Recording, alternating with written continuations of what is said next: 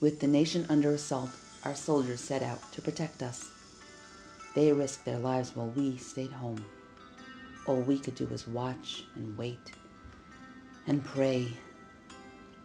When the war ended, we breathed a sigh of relief. They breathed for the first time in weeks. When they came home, we went on with our lives. But they were stuck in Gaza, tortured by visions of pain, of suffering. They are tormented by recurring nightmares. 30% of individuals who have undergone trauma will be affected by shell shock, PTSD. Being near death or being nearly killed or exposed to explosions and rockets falling, or even the fear, it's like an invisible bullet that goes through your soul, through your mind.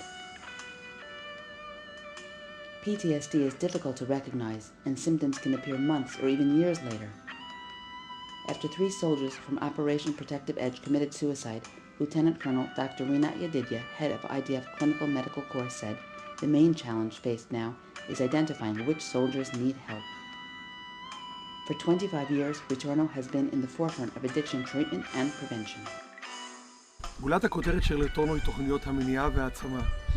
אנחנו מבינים שאדם שעבר איזושהי טראומה בחיים שלו, או טראומה ביטחונית או משפחתית, או מלחמה, התוצאה של זה תהיה בעצם בריחה לעולם של התמכרויות.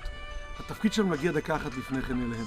This past summer, during Operation Protective Edge, Rטורנו created Operation Protective Hug, 3 powerful days of workshops and activities to gain practical tools to deal with trauma and prevent PTSD.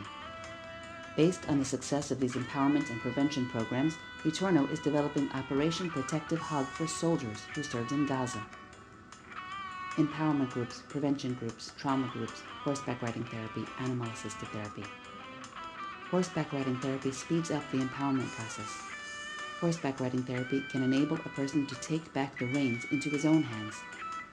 Horseback riding therapy dramatically reduced stress levels in the vast majority of soldiers.